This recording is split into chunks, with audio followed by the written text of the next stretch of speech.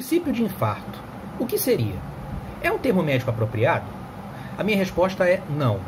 Mas eu entendo o que a maioria das pessoas leigas querem dizer quando se referem ao princípio de infarto. Primeiramente, eu tenho que dizer que o infarto ou é ou não é. O infarto do miocárdio ocorre quando você tem lesão ao músculo cardíaco por várias etiologias, ou seja, por várias causas. A maior parte delas é por obstrução das artérias coronárias. Mas o que viria a ser o princípio de infarto? O que você entende? O que eu entendo como princípio de infarto? Existe uma condição clínica na cardiologia chamada angina instável. Ela não é um infarto, mas é quando uma obstrução na artéria coronária, em mais de uma ou em uma artéria coronária, se torna significativa, mas não a ponto de causar lesão ao tecido miocárdico. Geralmente, a angina instável são aquelas pessoas que já tinham obstrução coronariana e começam a piorar os sintomas, ou surgem com um sintoma muito intenso já de início, ou então aquela pessoa que tem um sintoma agudo que parece que está infartando, mas não é detectado nos exames o infarto do miocárdio. Então, uma maneira de simplificar para a pessoa leiga seria essa, de colocar o termo princípio de infarto.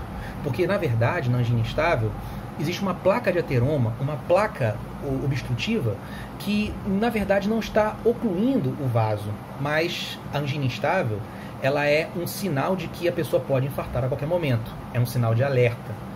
Então, todo paciente que teve angina instável deve ser acompanhado de maneira muito próxima.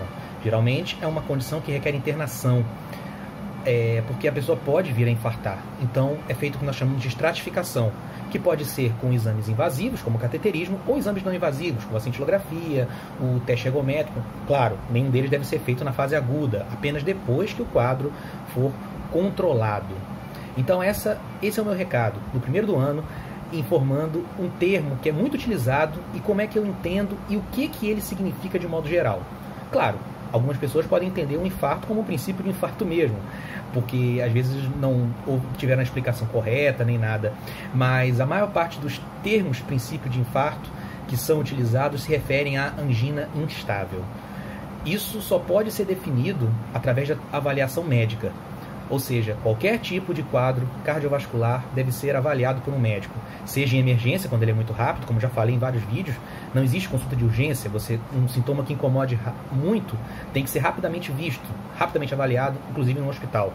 Ou numa consulta cardiológica, depois que já passou pela fase de emergência e precisa de acompanhamento. Então, consulte sempre o médico para saber como é que você está. Um grande abraço a todos.